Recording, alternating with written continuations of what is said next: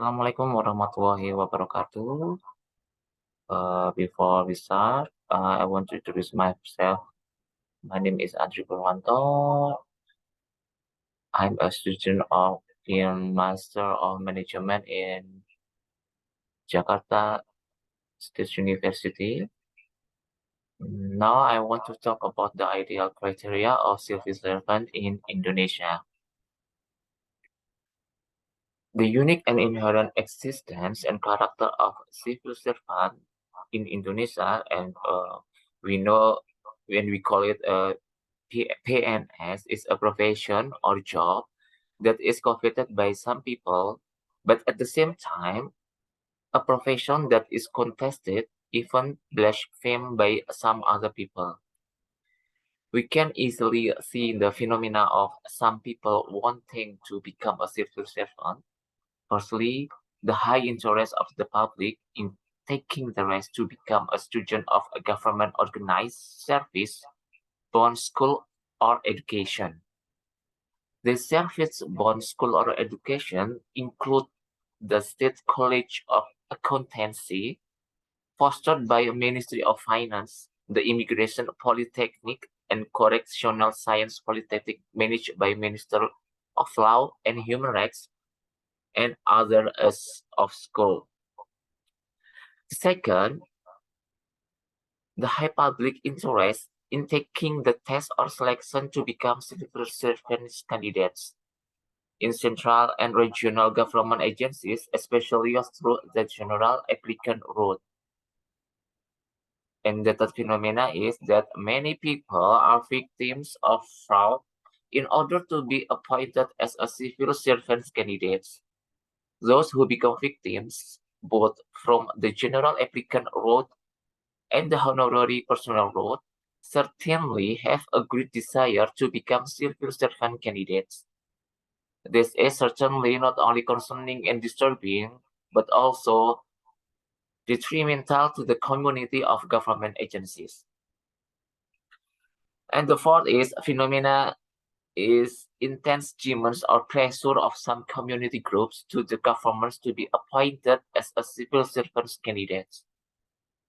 This is done, among others, through demonstration or hearings held with relevant government agencies.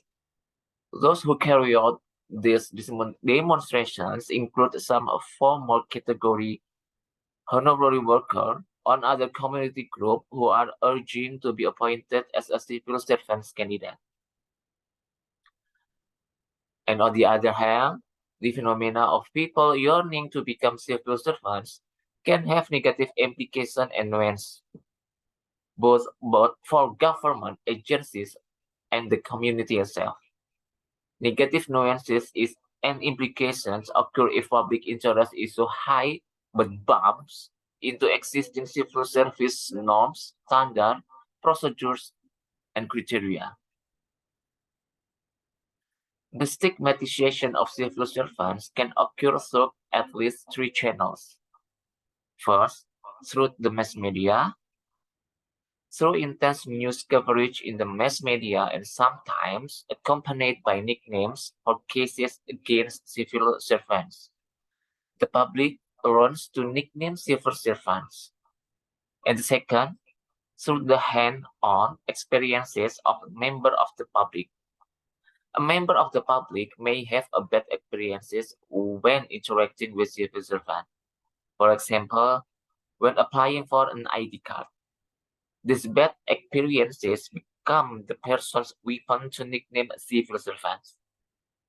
And the third, information presented by members of the public to other members of the public.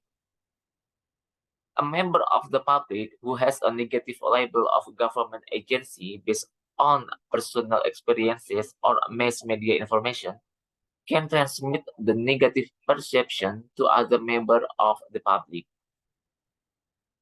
That is the current condition in Indonesia. So the government must transform and improve itself so that the negative stigma of civil servant disappear from the society. Civil servants are the backbone of governance, responsible for implementing policies, and programs that impact the life of citizens. As such, they must possess a combination of criteria and character traits in order to perform their duties effectively. In this video, we will explore the essential criteria and character traits that a civil servant must possess to ensure the effectiveness and efficiency of governance, maintain public trust and confidence in government institutions, and uphold the rule of law and promote social justice. The first important aspect of becoming a civil servant is to fulfill the necessary criteria. This include qualification,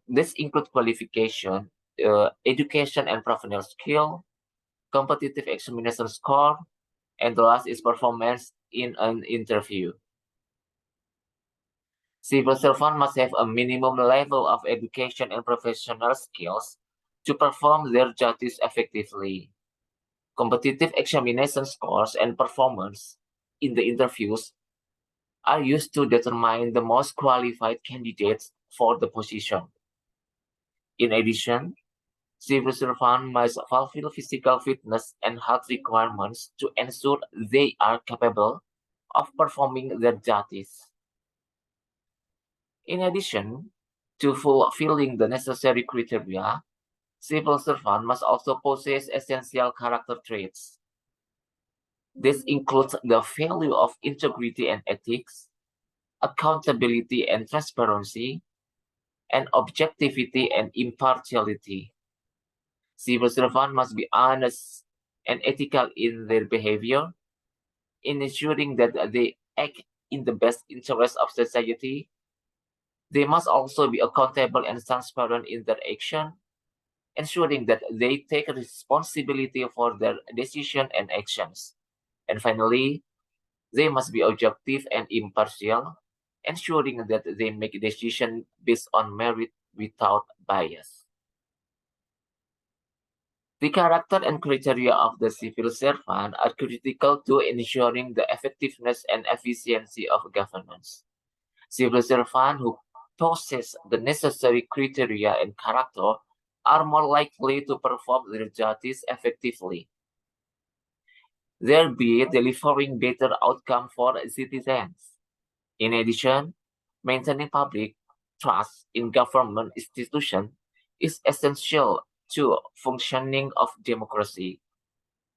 Public servants who possess the requisite characters will be more likely to act in the best interest of society, so they can maintain public trust and confidence.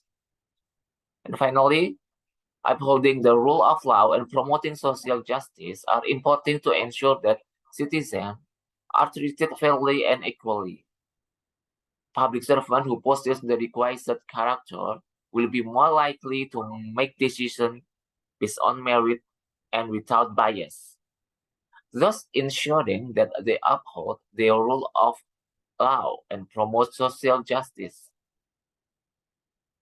And in conclusion, being a public servant must fulfill the necessary criteria and possess essential character traits.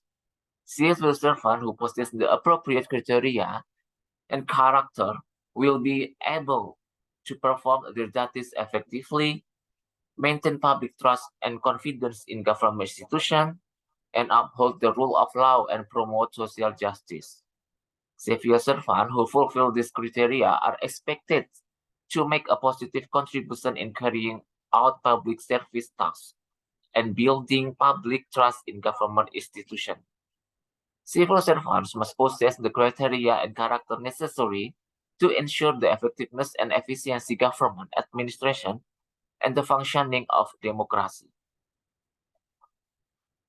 So this is my explanation about the criteria that must possessed by civil servant candidate in Indonesia.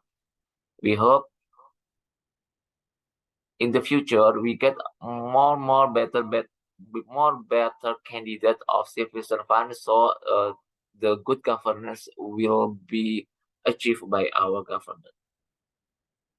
Thank you for watching this video. Assalamualaikum warahmatullahi wabarakatuh.